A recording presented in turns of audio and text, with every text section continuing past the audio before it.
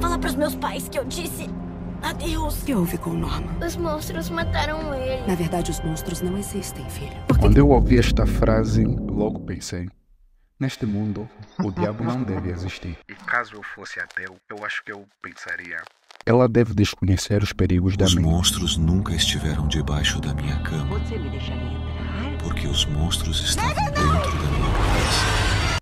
E infelizmente, eles lá não ficam. Os monstros não são aprisionados pelas nossas mentes. Eles lá moram. E muitas são as vezes que eles acabam saindo. E eles podem se manifestar de diversas formas, inclusive da forma mais bela. Como este desenho que eu fiz. E aí está o problema. Não. O problema não está no desenho. O problema é que eles podem se manifestar.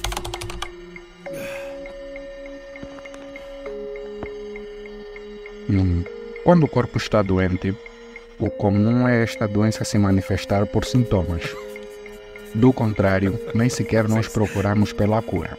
Tanto é que, em algum tempo, eu ouvia muito a expressão: quando nos aleijamos e não vemos a ferida, nem sequer sentimos ela. Ou, o que os olhos não veem, o coração não sente. Ou ainda, quem não está, não sai na fotografia. E nesse caso, a doença é o fotógrafo. Ele está lá, só que nós não a vemos, então logo nem sequer nos importamos com ela.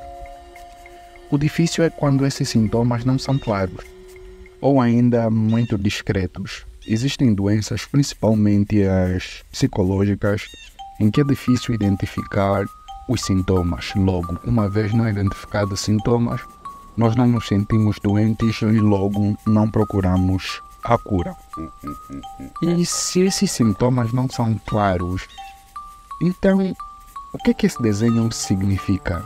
Será que ele vem a ser um sintoma de... não. Um alerta de algo não tão sádico para a mente? E você? Você consegue ver alguma coisa que tu também manifestes que em condições normais parece algo um pouco estranho, como se tivesse a libertar um monstrinho que vive dentro da sua mente? Eu fiz isso através de desenhos e não concluo que isso seja totalmente algo bizarro que vem da minha mente, mas pode ser alguma coisa. E tu? Algumas crianças maltratavam animais e outras nem sequer têm empatia. Alguns de nós nem sequer se importam com o sofrimento de quem está do lado e acaba também pisando os outros para atingir os seus próprios objetivos. Esses são pequenos traços dos nossos monstrinhos se manifestando. Alguns são até bem mais profundos do que isso, mas o meu foco não é chegar até ali. Mas, para chegar a alguma conclusão simples, eu vou te contar alguma história sobre um traço na minha infância que eu sei que manifesta, entre aspas, este desenho. E talvez através dessa pequena história tu conseguirás identificar alguma coisa também parecida com o que eu acho não ser muito saudável para a mente.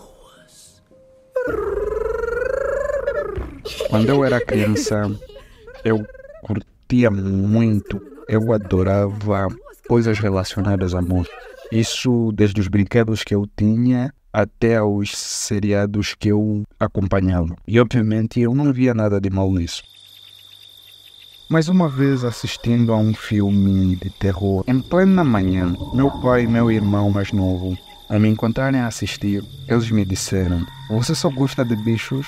Disse meu pai. O humano só gosta mesmo dessas coisas", disse meu irmão.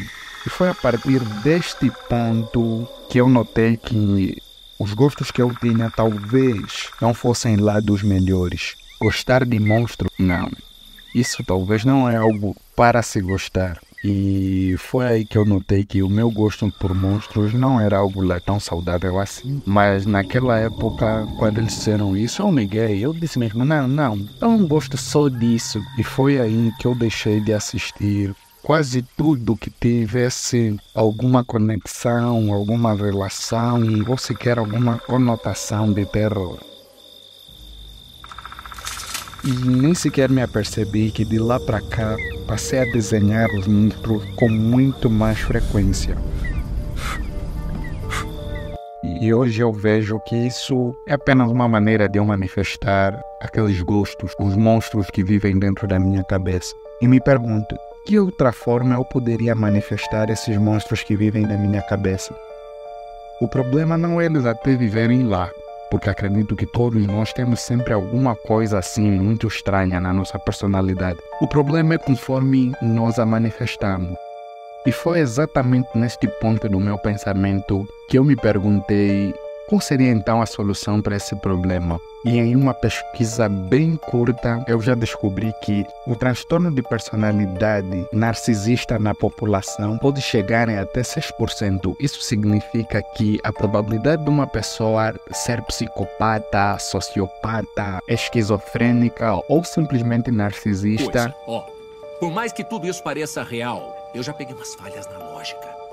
Tô aqui numa lanchonete de até entre 600 pessoas, 100 podem estar enquadradas numa dessas classes que eu citei. Bom, pelo menos foi isso que eu entendi, mas alguns dados um pouco mais claros foi o fato de que 4% da população é psicopata, das quais 3% homens e 4% mulheres. E esse tipo de coisas acontecem muitas das vezes para os sociopatas, no caso. Eu meio que influencia. Então, se uma pessoa é influenciada pelo meio e todos nós somos, logo a nossa probabilidade de termos um desvio para esses campos são tão altas quanto de quem já tem a predisposição. E um fato curioso que eu encontrei é que muitas das vezes quando alguém predisposição para se tornar um psicopata e ele é submetido à psicanálise, isso pode piorar o quadro, já que ele passará a conhecer mais sobre si. Mas como eu não sou nenhum especialista nem nada, a única coisa que eu posso te deixar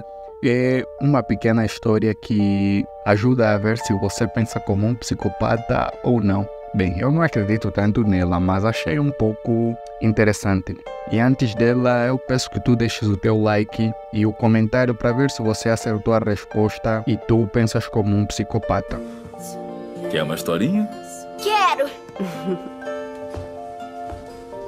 Um explorador ficou preso no Ártico com a sua equipe por vários meses.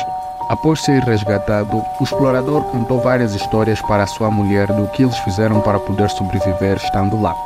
O explorador disse que, para não morrerem de fome, o capitão deu a eles carne de pinguim e que eles tiveram que se amontoar uns aos outros para não morrer de frio. Apesar do trauma, a esposa, após alguns dias, decidiu comer carne de pinguim para saber o sabor e o explorador decidiu experimentar com ele. Após provar a carne, o explorador começou a chorar e saiu a correr. E no dia seguinte, ele tirou a própria vida. E a pergunta que fica é: por quê? Deixa aí nos comentários para eu saber se você acertou ela e você pensa como